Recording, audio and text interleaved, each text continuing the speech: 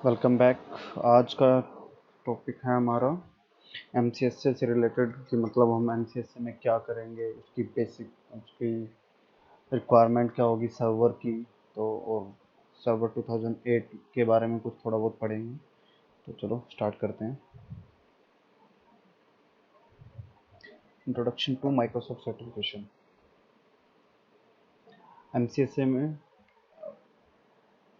2012 में MCSA Microsoft certified solution associate 2012 में। और इसके अलावा अगर आपको एमसीएससी करनी है तो एमसीएससी दो तरह से होगी, आपकी सर्वर इंफ्रास्ट्रक्चर से, डेस्कटॉप से। तो इसमें कुछ पेपर के कोड होते हैं जो बाद में चेंज हो जाते हैं। इस पेपर के लास्ट के दो दो चेंज हो जाएंगे और इसके अलग होंगे। तो पेपर कोड हमारे ये हैं। अगर आपको सिर्फ एमसीएससी करना है तो उसके एग्ज़ाम कोड है 70410 से लेके 12 तक। इसके अंदर हम installing and configure Windows server 2012 सीखते हैं कि इंस्टॉल कैसे करना है, उसको कैसे कॉन्फ़िगर करना है, कैसे उसको अपने रिक्वायरमेंट के हिसाब से हम अपने सर्वर को इंस्टॉल करेंगे। एडमिनिस्ट्रेटिव में हम एडमिनिस्ट्रेटिव विंडोज सर्वर 2012 जो कि 70411 है, इसके अंदर हम एडमिनिस्ट्रेटिव के कुछ टॉपिक होते हैं उसको करेंगे, जो आगे हम करेंगे। और ये एडवांस विंडोज सर्वर की कॉन्फ़िगरेशन होती है, जो तीसरा पेपर होता है। सेम अगर आपको एमसीएससी सर्वर इंफ्रास्ट्रक्चर करना है तो देखिए एमसीएसई दो तरह से है, एक तो डेस्कटॉप से और एक सर्वर इंफ्रास्ट्रक्चर से। अगर आपको सर्वर के थ्रू जाना है, अगर आपको सर्वर पे ही सीखना है तो आपको देखिए 3 पेपर के बाद चौथा जो एग्ज़ाम होगा 70413, ये और 70414 ये दोनों चेंज हो जाएंगे डेस्कटॉप के अंदर। ये देखिए और उनके कोड भी अलग है। तो ये ये डिफरेंस है इन दोनों के अंदर।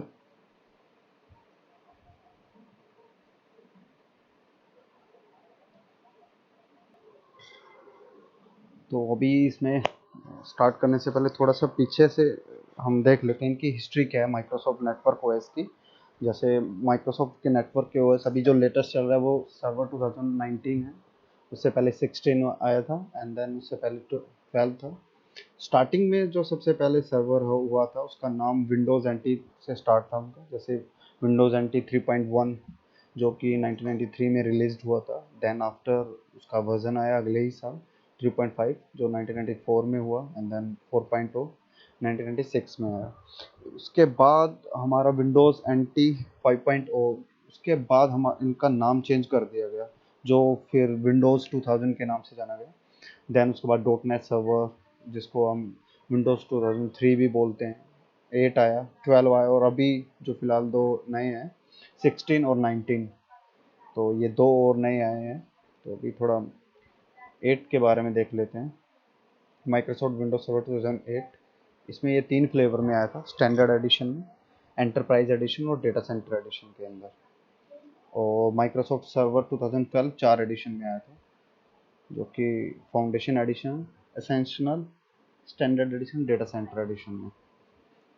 इसके बारे में भी देख लेते हैं थोड़ा। फाउंडेशन एडिशन में क्या था, जो ये सिर्फ ओईएम के लिए ही अवेलेबल था और इसके अंदर हम मिनिमम 15 यूज़र ही बना सकते थे।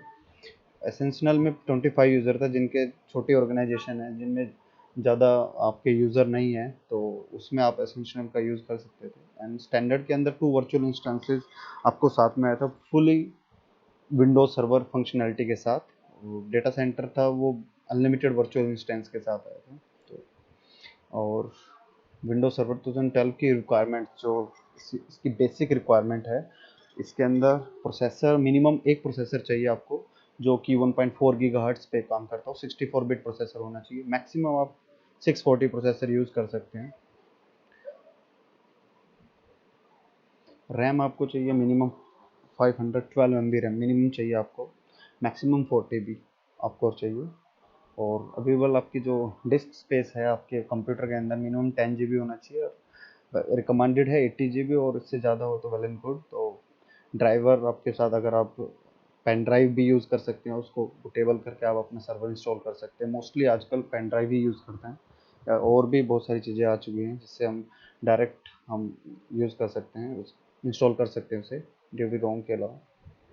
और कुछ फीचर्स देख लेते हैं विंडोज सर्वर 2012 के, जो जो कि ये है 64 बिट ऑपरेटिंग सिस्टम का। इजी इंस्टॉलेशन है बिल्कुल, जैसे ही आप नेक्स्ट नेक्स्ट फिनिश करते हैं, जैसे नॉर्मल आप विंडो इंस्टॉल करते हैं वैसे ही है। क्लाउड का इंफ्रास्ट्रक्चर दिया विंडो सर्वर 2012 में। एंड कस्टमाइजिंग डैशबोर्ड है इसमें अलग से, जो कि पहले पहले के सर्वर्स में नहीं होता था, तो 8 और 3 में नहीं था। एक्टिव डायरेक्टरी में भी एक नया फीचर था ये रिसाइकल बिन का। और डोमेन सर्विसेज है, फेडरेशन सर्विसेज है, लाइट वेट सर्विसेज, जो कि 12 में ही आपको देखने को मिली थी। और कुछ इनबिल्ट जीपीएमसी ग्रुप पॉलिसी होती है इसके अंदर। अब डिस्क्योटा जो कि आगे आएगा, एफएसआरएम का एक टॉपिक है। डिस्ट्रीब्यूटेड फाइल सिस्टम है, विंडोज सर्वर बैकअप, ये भी एक नया फीचर्स आया था इसके अंदर, जो हम हमारे सर्वर का बैकअप कैसे लेंगे, जैसे हमारे सिस्टम की स्टेट की कॉन्फ़िगरेशन है, हम हमारे सर्वर का बैकअप शेड्यूल कैसे करेंगे, ये सब चीज़ें। डीएनएस की डिपेंडेंसी एक और आया था इसके अंदर, डीएनएस सैक करके एक फीचर्स और आया था, जो कि डीएनएस को सिक्योर, ज़्यादा सिक्योर करने के लिए एक नया फीचर्स आया था। और आईआईएस है, जैसे हमारा लिनक्स के अंदर होता है अपाचे, वैसे ही इसके अंदर आईएएस है, वेब होस्ट करने के लिए काम आता है। रेप्लिका लाइव माइग्रेशन है वर्चुअल मशीन की स्टोरेज की, जो कि हम आगे पढ़ेंगे। और ये फीचर्स और है, डिप्लॉय ओएस विद और without active directory, Windows server core, fail over DSCP. Fail over में डीएससीपी में हम जैसे हम दो सर्वर बनाते हैं डीएससीपी के, दोनों पे ही डीएससीपी सर्वर रोल इंस्टॉल होते हैं। एंड उस पर हम सेम, अगर अगर कोई एक हमारा डीएससीपी सर्वर फेल हो जाए तो दूसरा उसके उसकी जगह लगे काम कैसे करेगा, तो इसके अंदर ये सब चीज़ें हैं। स्पिल स्कोप है, 80-20 रूल होता है, और कैरबरोस वर्जन का 5 है। ये सब चीज़ें हम आगे करेंगे। तो अभी फ़िलहाल के लिए इतना ही। Thank you so much.